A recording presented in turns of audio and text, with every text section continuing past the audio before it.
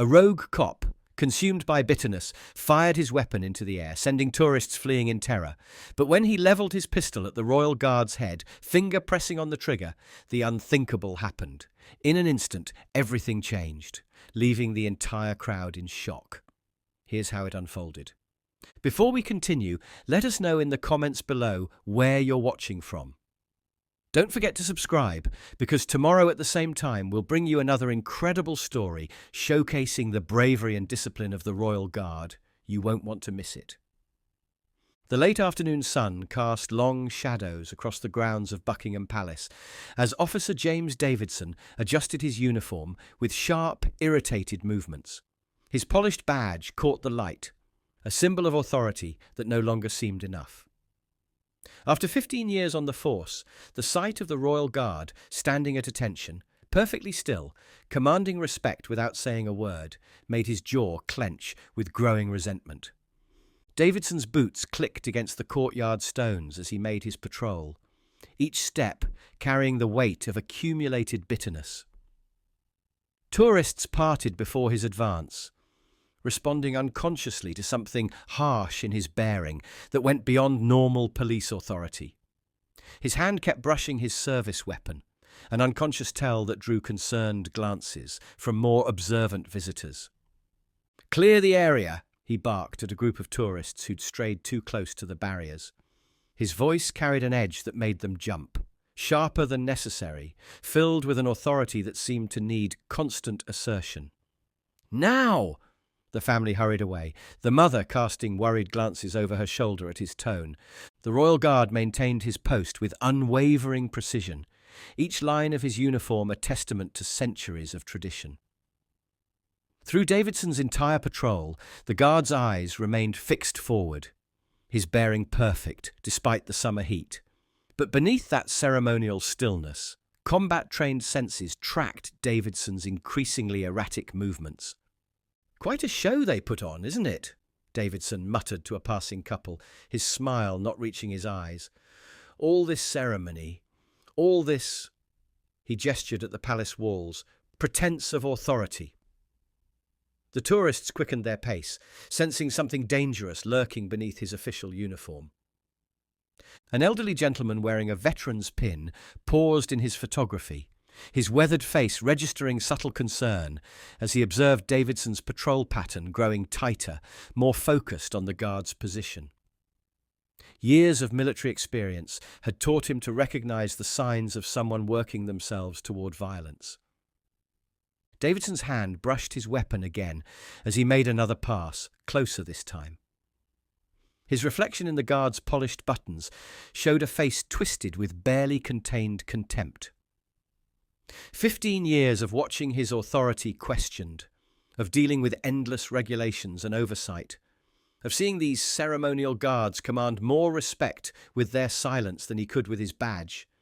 It all simmered beneath his surface, reaching a boiling point. "You know what really gets me?" he announced loudly, knowing the Guard couldn't respond.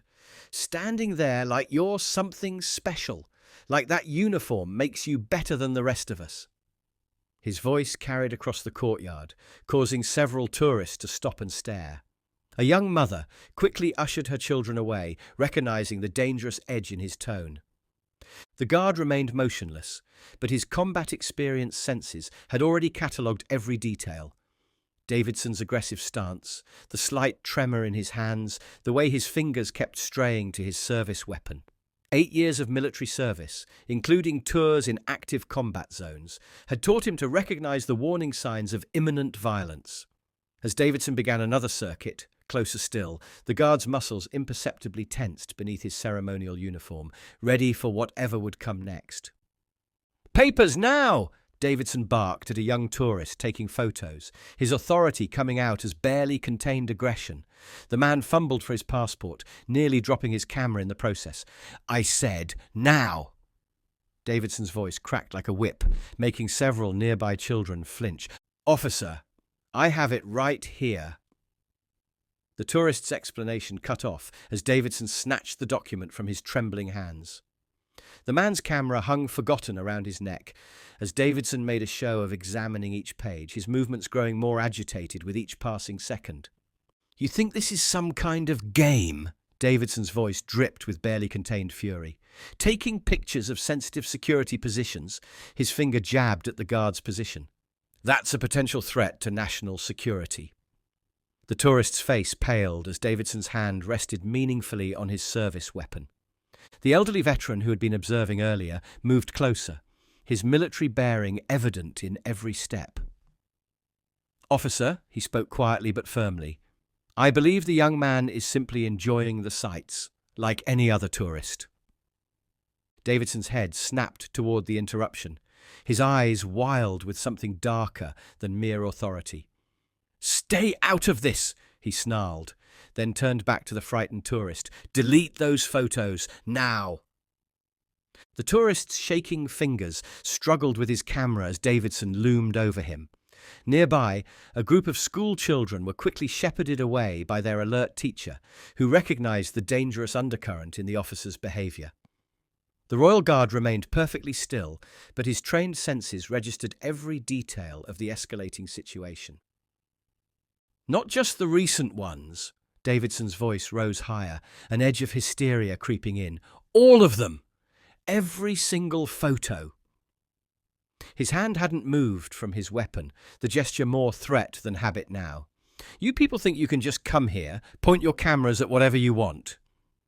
The veteran took another step forward. "Son, perhaps we should—" "I told you to stay out of this!" Davidson whirled, spittle flying from his lips. "Or do you need a reminder about interfering with police business?" His badge caught the sunlight as he drew himself up, but the authority it represented was twisted now, corrupted by whatever darkness had been growing inside him. The tourist's camera beeped as he frantically deleted photos, but Davidson's attention had shifted fully to the guard now. His patrol pattern had become a tight circle, like a predator sizing up its prey. "Look at him," he announced to the dwindling crowd, "standing there like some kind of statue while real law enforcement does the actual work." A young couple quickly gathered their belongings and retreated toward the gates, the woman whispering urgently into her phone. Other tourists followed suit, responding to the primal instinct that warns of approaching violence. Even those who couldn't understand English could read the dangerous tension radiating from Davidson's rigid posture. 15 years, he continued, his voice dropping to a dangerous whisper. 15 years walking these streets, dealing with the real threats, while you stand here playing dress-up soldier. His fingers drummed an erratic rhythm on his holster, each tap carrying the weight of accumulated resentment. The guard's eyes remained forward, but his combat-trained mind had already mapped out multiple scenarios, noting possible trajectories, calculating response times. Through tours in active war zones, he'd learned to read the signs of impending violence, the subtle tells that telegraph intention before action. "You know what I think?" Davidson's circle grew tighter, his shoulder nearly brushing the guards as he passed. "I think it's time someone showed everyone what real authority looks like." His breath came in sharp bursts now, years of bitterness crystallizing into deadly purpose. Time to remind everyone who actually keeps the peace in this city. The remaining tourists had backed away to what they hoped was a safe distance, phones held forgotten in trembling hands. The veteran stood his ground, his own military training telling him to stay ready, to be prepared to assist if needed. The afternoon sun seemed to hold its breath as Davidson completed another circuit, each step bringing him closer to the edge of whatever darkness had been consuming him.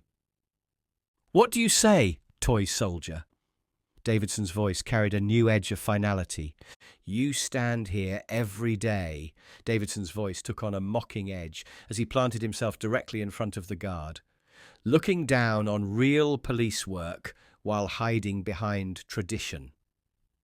His polished badge seemed to mock the guard's medals, a twisted reflection of authority gone wrong. The veteran had positioned himself near a family with young children, quietly urging them toward the exit. His weathered face showed the calm recognition of someone who had seen this kind of breakdown before, who understood how quickly a situation like this could turn deadly. All these tourists, Davidson gestured expansively, his movements becoming more erratic. Snapping their photos, admiring your pretty uniform. But where are you when there's real work to be done, real criminals to catch? His voice rose with each word, the facade of professional authority crumbling to reveal something darker beneath. A palace security officer had noticed the confrontation, his hand moving to his radio as he assessed the situation. But Davidson's position and demeanor made direct intervention risky. The guard remained motionless, but beneath his ceremonial stance, every muscle was coiled with combat-ready tension. "You know what I had to deal with last week?" Davidson's face twisted with bitter memory. "Armed robbery, right around the corner. While you stood here playing statue, I was wrestling a knife away from some junkie." He tapped his badge aggressively. This means something. That uniform of yours? Just fancy dress." The remaining tourists had created a wide circle around the scene, held by the same morbid fascination that makes people watch approaching storms. The veteran's hand rested near the emergency call button, his military training telling him this situation was rapidly approaching its breaking point. "But they all respect you, don't they?" Davidson's voice dropped to a dangerous whisper. "Standing here, doing nothing, while real cops risk their lives." His hand moved to his service weapon, not drawing it yet, but making the threat clear. "Let's see how much respect that uniform commands when—" "Officer," the veteran's calm voice cut through Davidson's mounting tirade. "Perhaps we should discuss this somewhere else." Davidson's head snapped around, his eyes wild with something beyond mere anger. "Discuss?" He barked a harsh laugh. "There's nothing to discuss. It's time someone showed everyone what real authority looks like." His fingers wrapped around the grip of his weapon, the leather of his holster creaking ominously.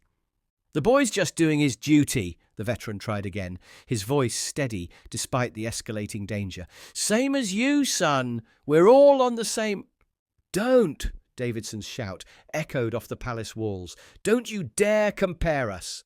I'm out there every day, dealing with the scum of this city, while he stands here like some tourist attraction." His other hand jabbed toward the guard's chest, stopping just short of physical contact. "You want to know the difference between us? I'll show you the difference." The guard's eyes remained forward, but his combat-trained senses had already mapped out multiple response scenarios. Through the crossfire of Afghan mountains and urban warfare, he'd learned to read the signs of imminent violence, the subtle shifts in stance, the micro-expressions that telegraph intention. Davidson's bearing was screaming of a man about to cross a line from which there was no return. "Last chance," Davidson's voice carried the finality of someone who'd made an irrevocable decision. "Last chance to admit it's all just a show. To step down from that pedestal and show everyone what you really are." His fingers tightened on his weapon, knuckles whitening with deadly purpose. "Or maybe it's time for a more practical demonstration." The sound of leather against metal cut through the afternoon air as Davidson drew his service weapon in one fluid motion. The black steel of his police-issue pistol caught the sunlight, its muzzle sweeping up with deadly purpose until it leveled directly at the guard's head. "Now then," Davidson's voice carried an almost dreamy quality, as if he'd finally found the moment he'd been seeking. "Let's see how well that famous discipline holds up when it meets real power." His finger rested alongside the trigger, years of police training still showing in his weapon handling, despite his mental state. The remaining tourists froze in horror. A woman's half-stifled scream cut through the silence, followed by the sound of running feet as people finally broke from their shocked stupor. Parents grabbed children, couples clutched each other, yet some remained rooted to the spot, unable to look away from the scene unfolding before them. "You stand here day after day," Davidson continued, his voice rising with a manic edge, "playing soldier while real cops do the hard work. Well, guess what?" The pistol moved closer, until its muzzle was inches from the guard's forehead. "Your precious ceremony ends today." The veteran had already pressed the emergency button, but his eyes never left the scene. His combat experience told him that help, no matter how quick, might not arrive in time. The guard remained motionless, but his trained senses had already calculated distances, angles, response times, preparing for the moment when ceremonial duty would have to give way to combat reality. "Still nothing to say?" Davidson's laugh held no humour. "Still hiding behind protocol?" The pistol wavered slightly in his trembling grip. "Let's see if this gets your attention." The first shot cracked across the courtyard like thunder, the muzzle flash briefly illuminating Davidson's twisted features as he fired into the air. The sound echoed off the palace walls, multiplying into a cascade of sharp reports that sent pigeons scattering into the sky. Chaos erupted. Screams filled the air as people fled in panic. A child's cry cut through the cacophony, sharp and terrified. The acrid smell of gunpowder drifted across the courtyard as Davidson fired again. A second shot, following the first into the summer sky. "That's right! Run!" he shouted at the fleeing crowds, his voice barely human now. "Run and watch! Watch what happens when ceremony meets reality." The pistol swung back to the guard's head, rock steady now, with terrible purpose. "Officer Davidson," the guard spoke for the first time, his voice carrying the calm authority of combat experience. "You don't want to do this. Lower your weapon, and we can discuss this properly." "He speaks!" Davidson's eyes widened with manic glee. "The statue comes to life, but you're wrong. I do want to do this. I've wanted to do this for years." His finger moved to the trigger, tightening fractionally. "Watching you stand here, so perfect, so above it all, while I dealt with the real world." "Think about what you're doing," the guard continued, his voice steady despite the weapon aimed at his head. "You're a police officer. You've sworn to protect—" "Protect!" Davidson spat the word like poison. "I've protected this city for 15 years, dealt with murderers, thieves, rapists, real threats, while you stand here guarding what? Tradition? History?" His laugh was sharp and bitter. "Let's see how much history matters with a bullet in your head." "Last chance," the guard warned, his voice carrying the weight of combat experience. "Lower your weapon." "Or what?" Davidson's finger tightened further on the trigger. "You'll stand there disapprovingly. Keep playing statue while I—" He never finished the sentence. In the space between heartbeats, the guard moved. Years of military training, honed in the crucible of actual combat, translated into fluid motion.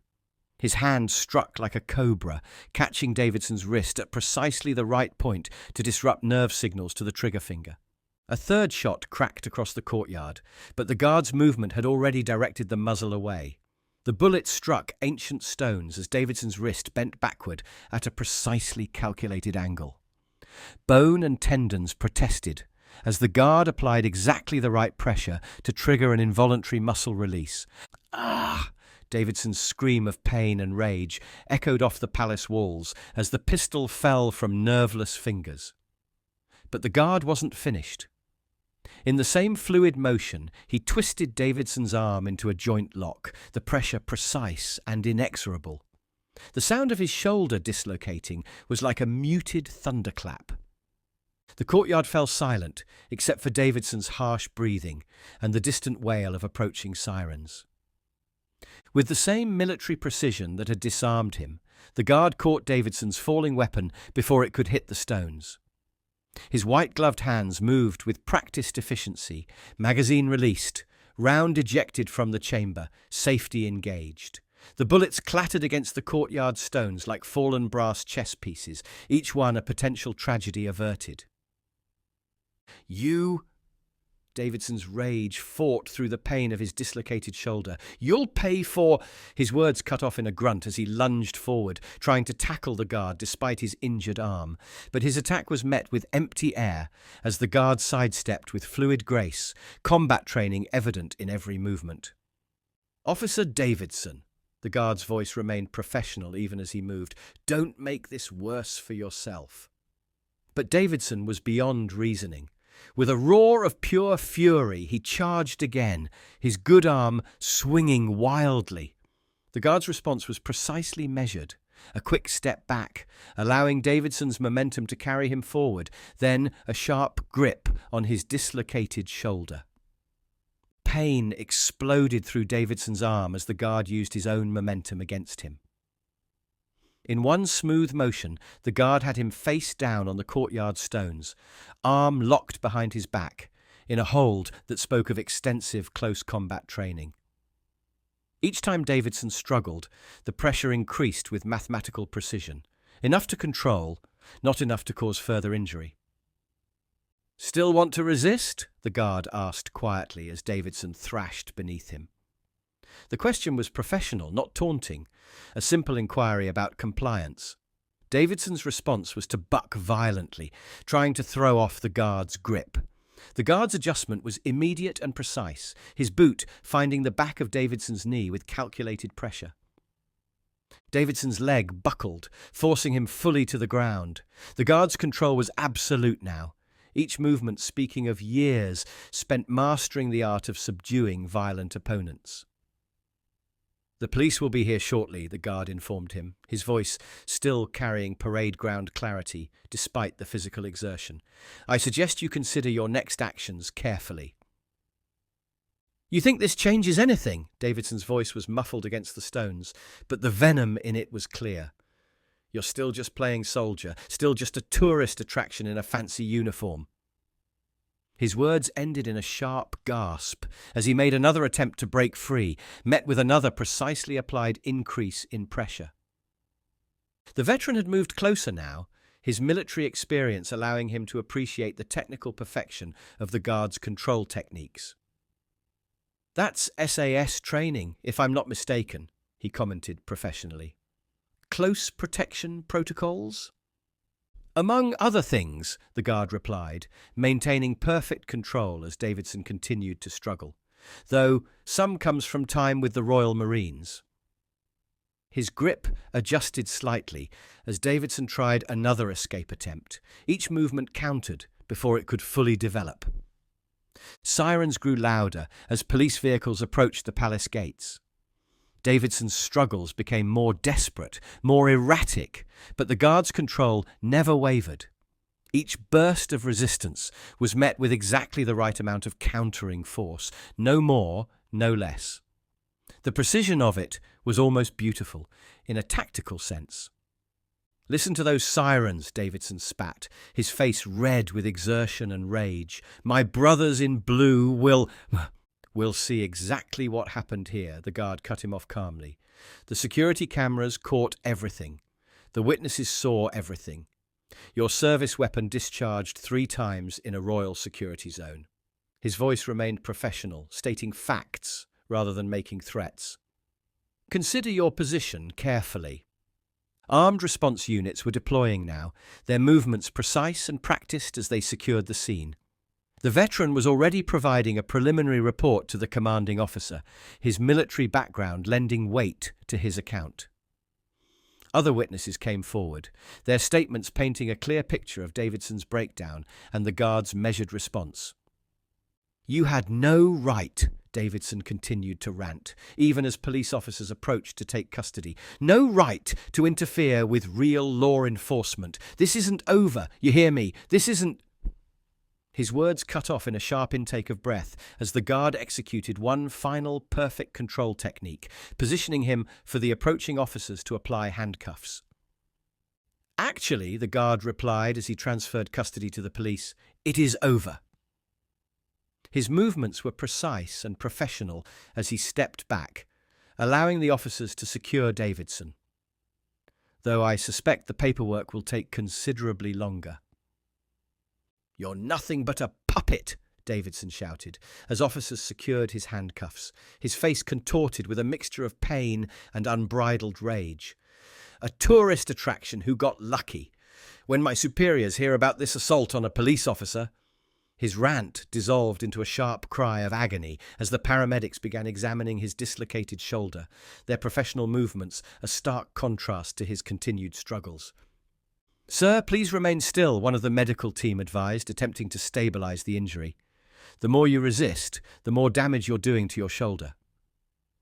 But Davidson was beyond hearing reason, his eyes wild with a hatred that seemed to grow with each passing moment. As police established a secure perimeter, collecting the scattered bullets as evidence, the guard returned to his post with the same ceremonial precision that had marked his every movement throughout the confrontation. Each step was measured, each motion exact, not for show, but because that's what the position demanded. What it had always demanded since the first guard took this post centuries ago. "Look at him!" Davidson's voice cracked with hysteria as the paramedics worked, standing there like some perfect statue again, like he didn't just assault an officer of the law. "You all saw it." His accusations echoed off the palace walls, but the tourists who had witnessed the entire incident simply shook their heads, some even turning their backs on his continued outburst. The guard's eyes fixed forward, his posture parade ground perfect. But those who looked closely might have noticed something different in his bearing. It wasn't pride or satisfaction at subduing a threat.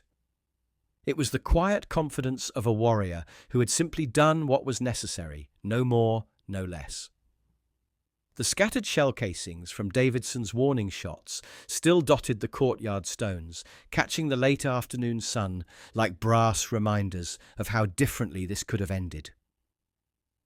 "I served in the Royal Marines during the Falklands," the veteran explained to the senior police officer, his campaign medals lending weight to his words. "What we witnessed here was textbook close protection protocol. The guard showed exceptional restraint, waiting until the last possible moment to act, and then using precisely the minimum force required to neutralize the threat. In 30 years of service, I have rarely seen such perfect execution." Other witnesses stepped forward eagerly, each account adding to the clear picture of Davidson's breakdown and the guard's measured response. A young couple who had captured part of the incident described Davidson's increasingly erratic behavior. A tour guide spoke of how he had threatened tourists long before drawing his weapon. But perhaps most damning was the testimony of the young mother who had hurried her children away at the first signs of trouble. "That officer was out of control from the start," she stated firmly, her children safely away with their father, threatening tourists, abusing his authority, but the guard just stood there, tolerating all that abuse, until the exact moment lives were in danger. Then, she shook her head in amazement, searching for the right words. It was like watching someone flip a switch between ceremony and combat. One moment, he's this ceremonial figure. The next, he's disarming a threat with military precision. Then, just as quickly, he's back on duty like nothing happened. Davidson thrashed against the officers, escorting him to the waiting police vehicle, his rage finding new targets. "You're all blind!" he shouted at the gathering crowd. "You're going to let him get away with this. This isn't over. Do you hear me? This uniform means something. This badge means—" "Not anymore, Davidson," the senior officer cut him off sharply, his voice carrying the weight of 20 years of police service. He closed the car door firmly on Davidson's continued protests, silencing them behind reinforced glass. "That badge stopped meaning anything the moment you drew your weapon without cause. The only thing that uniform means now is that you've betrayed everything it stands for." The police vehicle pulled away, carrying with it a man who had allowed authority to corrupt into violence, whose power had twisted into something dark and dangerous. As it disappeared through the palace gates, Davidson could be seen still raging in the back seat, but his threats had lost their power, reduced to the impotent fury of someone who had gambled everything on a moment of violence and lost to superior training and discipline. The guard maintained his watch as the scene cleared, his presence a reminder that ceremony and capability weren't mutually exclusive. Tourists slowly began to return, their phones recording the aftermath, but their expressions showed something beyond mere curiosity now. They had witnessed the reality behind the ceremony, the warrior beneath the pageantry. What would you have done in that moment, seeing authority turn to tyranny? How many of us could maintain such perfect composure, waiting for exactly the right moment to act, using precisely the right amount of force? The Royal Guards stand as living symbols of tradition, but beneath their ceremonial uniforms beats the heart of true warriors. Their discipline isn't just for show, it's forged in combat, tested in crisis, and demonstrated when duty demands. If this story resonated with you, don't forget to like and subscribe to our channel for more powerful stories about the Royal Guards who protect not just our palaces, but our values. Hit that bell icon to never miss an upload. Have you ever witnessed a moment where someone's true training emerged in a crisis? What are your thoughts on the balance between ceremony and combat readiness that these guards must maintain? Share your thoughts in the comments below, and be sure to check out our other videos appearing on your screen right now. Each one reveals another facet of these extraordinary servicemen and women who stand ready to defend their post, whether through unwavering discipline or, when necessary, decisive action.